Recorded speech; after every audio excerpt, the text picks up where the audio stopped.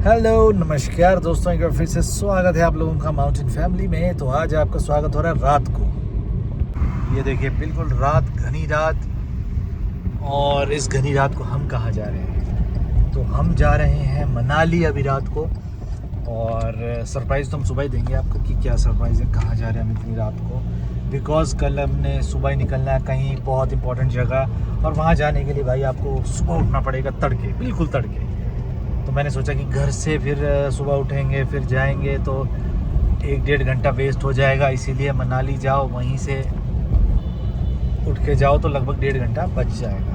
तो चलिए, बाकी मनाली में अभी जो ट्रैफिक है वो ठीक ठाक है, ऐसा नहीं है बहुत ज़्यादा है, लेकिन फ़िलहाल बढ़िया चल रहा है मनाली में। ये देखो वॉल्वो चली हुई हैं।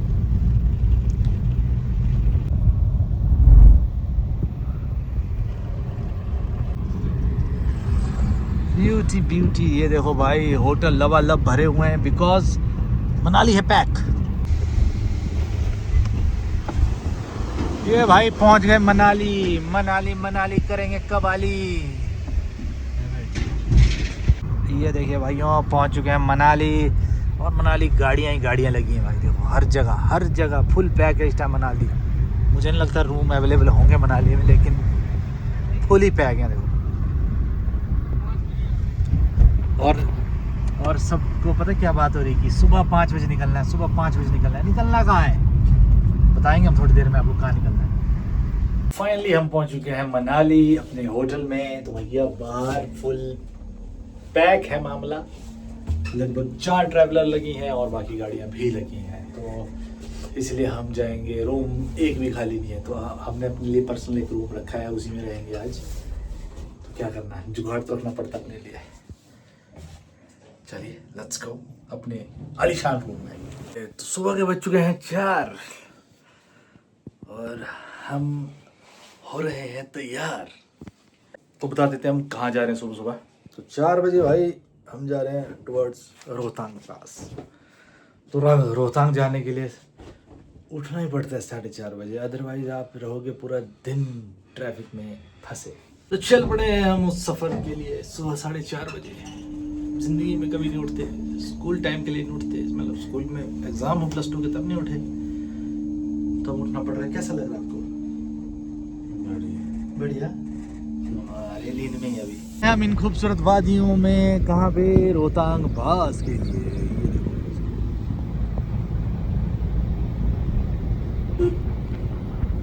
तो चल पड़े हम रोहतांग पास के ट्रैफिक में। तो अभी आगे परमिट कटेगा, उसके चक्कर से यहाँ पे काफ़ी लाइन लगी है।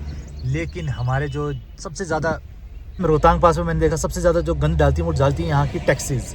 तो इनके बारे में कुछ करना चाहिए लोकल गवर्नमेंट को, जो भी लोकल वो हैं हमारे, उनको कुछ ना कुछ करना चाहिए। देखो जितनी भी हैं सारी लोकल हैं भाई, HP 58 की, HP 01K की हैं, और फिर उनके पीछे से कई UP के, कोई दिल्ली के वो भी चल रहे हैं। तो इसीलिए इनके या फिर चालान मोटे कटने चाहिए, क्योंकि सिविक सेंस तो हमारे उनमें किसी में है नहीं। यहाँ देखो ना, वो बेचारे इतनी लाइन में, लंबी लाइन में खड़े हैं, उधर देखो, उनका क्या फ़ायदा जब यहाँ देखना। छवि आएगा कोई ना कोई बेवकूफ़ आएगा, देखना। ये देखो HP 01K। तो मुझे ये बताते हुए शर्म नहीं होती कि भाई टैक्सी वाले सबसे ज़्यादा गंद डालते हैं।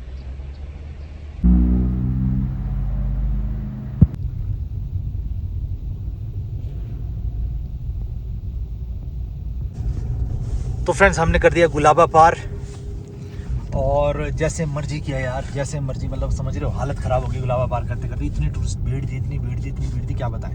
और एक्चुअली क्या है कि मुझे अब ऐसा लगता है कि लोग मैक्सिमम ये सोचते हैं कि सुबह 5 बजे निकलेंगे, 4 बजे निकलेंगे ना तो भीड़ नहीं होगी। बट हम सभी वही चीज़ सोच रहे होते हैं, हर एक बंदा यही सोच रहा है सुबह 5 बजे निकलना, क्योंकि 7-8 बजे के बाद मुझे नहीं लगता यहाँ पे कोई भीड़ भी होगी। इसीलिए अगर आप लोग थोड़ा सा दिमाग लगाएं तो शाम को आएँ, शाम को मतलब लेट आए, थोड़ा 9-10 बजे ब्रेकफास्ट करके आए, आपको रोहतांग पास के लिए नहीं मिलेगी ट्रैफिक। और वाह यार, look at the mountains guys.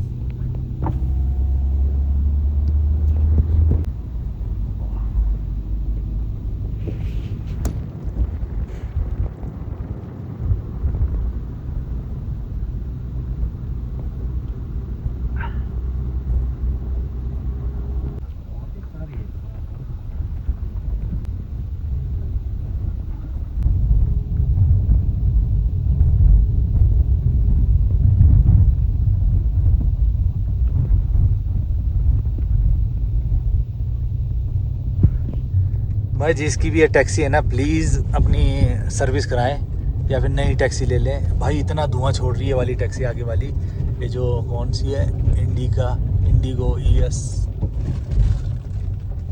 भाई बहुत भयंकर धुआं, देखो धुआं देखो इसका। मोटा ड्राइवर आ दो।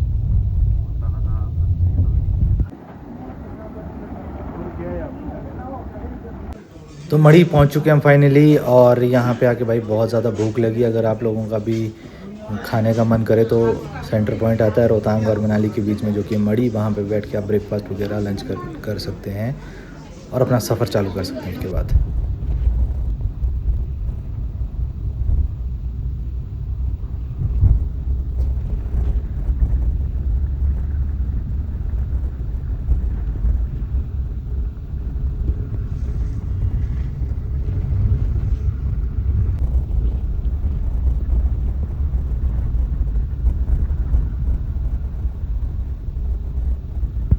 तो फ्रेंड्स फाइनली हम पहुंच चुके हैं रोहतांग पास, और मैं आपको नज़ारे दिखाऊं भी रोहतांग पास के। माँ कसम ऐसा लग रहा है कि किसी और दुनिया में पहुंच चुके हैं।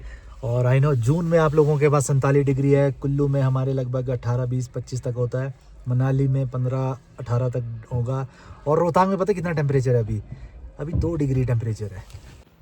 ये देखो गाइस, खूबसूरती, रोहतांग पास की खूबसूरती।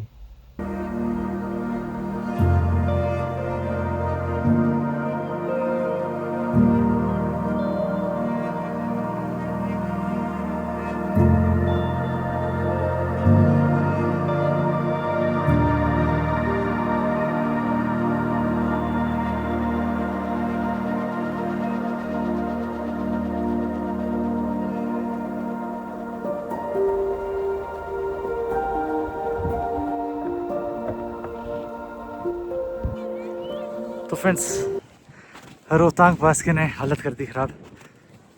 भाई थक गए, इस एल्टीट्यूड पे ऊपर आना बहुत मुश्किल होता है।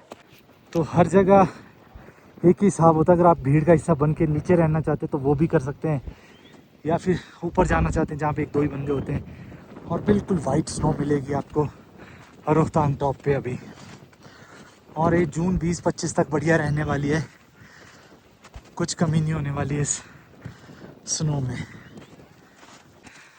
भाई इससे ज़्यादा खूबसूरत क्या चाहिए। यहाँ पे अब बहुत ही कम लोग उधर स्की कर रहे बच्चे, बस वही है, बाकी बहुत कम लोग हैं भाई, बहुत कम। Look at the beauty, oh my god. Ski वाले भाई, स्की की पैराडाइज ऊपर से इतनी बढ़िया बन सकती है ना, थोड़ा सा यहाँ इंफ्रास्ट्रक्चर चाहिए उसका, केबल कार का, जो कि स्कीयर्स को ऊपर ले जा सके, और वहाँ से जो स्की करने का मजा है ना भाई, ओ भाई उधर देखो। तो फ्रेंड्स हम चल पड़े हैं वापिस। Look at the view guys, this is the Rohtang pass. और रोहतांग पास का कोई जवाब नहीं है, कोई सब्स्टिट्यूट नहीं रोहतांग पास का। रोहतांग पास एक ही है और एक ही रहेगा।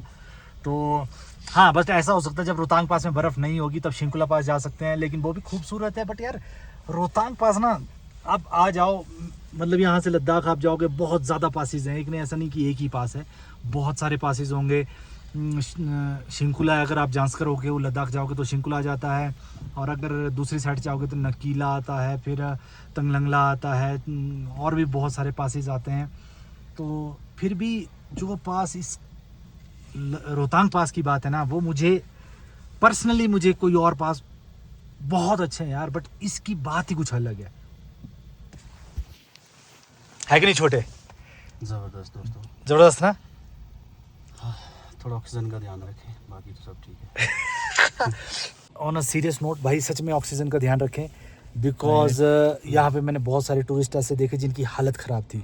हम भी 4 बजे के उठे हुए हैं, ऐसा नहीं है, बट बोलते ना हर चीज़ की एक कीमत होती, तो वो कीमत होती 4 बजे उठने की, और वो बिल्कुल सही है, जेन्युइन कीमत है। आप 8 बजे भी आ सकते हैं, तब आपको बिल्कुल रश नहीं लगेगा। तो यहाँ पे 2 बातें समझनी है, अगर आप 4 बजे आते हो तो आपको व्यूज़ बहुत अच्छे मिलेंगे, मौसम ख़राब होने के चांस जैसे जैसे लेट होगा ना, जैसे 2 बजे 3 बजे मौसम ख़राब होने के चांस होते हैं। लेकिन अगर आप चाहते हो कि सुबह बढ़िया व्यू के साथ आप हों तो सुबह आए, बिल्कुल इसका ब्लू स्काई, चमकती हुई बर्फ़, तब ज़्यादा अच्छे आएंगे व्यूज़। अगर आप सोचते हैं स्नोफॉल का एंजॉय करना तो आप शाम को आ सकते हैं, क्योंकि शाम के टाइम पे बर्फ़ पड़ने का चांस बहुत ज़्यादा होता है।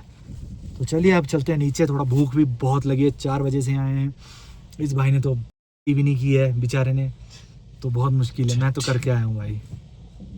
आया तू करके? वॉशरूम कैसे जाया जब कुछ खाया ही ना। ओ बेचारे ने कुछ खाया नहीं यार। इट्स ओके छोटे, कोई बात नहीं। अब देखो थोड़ा सा बता देता हूँ मैं रोहतांग पास के रश के बारे में। तो रश का ऐसा है कि और यहाँ पे हो रहा है प्रकृति मैडम जी का ब्लॉग शूट।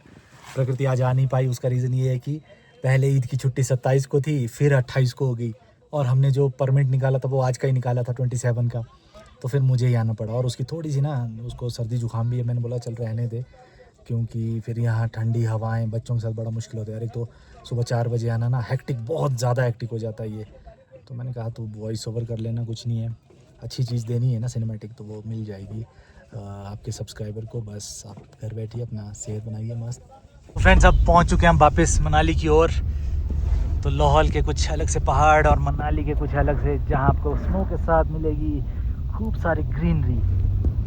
कहने का यही फ़ायदा होता है कि मनाली का जो सर्किट है भाई, मनाली हो स्पीति कुछ अलग हो जाता है, यहीं से नज़दीक है, और लाहौल की साइड कुछ और फील आ जाता है, मनाली की साइड कुछ और फील आ जाता है। तो भाई आपको 3 चीज़ें मिल जाती हैं एक ही जगह में।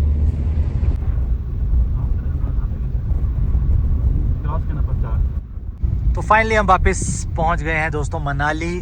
तो ये देखो टाइम पे जाने का फ़ायदा क्या होता है कि हम पहुंच चुके हैं वापस। यहाँ देखो 1 बजे हैं, तो पहुंचने को हम लगभग यहाँ पे वापस 11 बजे भी पहुंच सकते थे, लेकिन 1-2 घंटा में ऐसे ही बैठे रहे ऊपर, तो 11 बजे तक हम वापस पहुंच सकते हैं। तो इसलिए देखो ऐसा नहीं कि मनाली में बहुत ज़्यादा कई बार आपको रील दिखती है कि अब तो पागल ही हो गए, 10 किलोमीटर लंबा जाम है।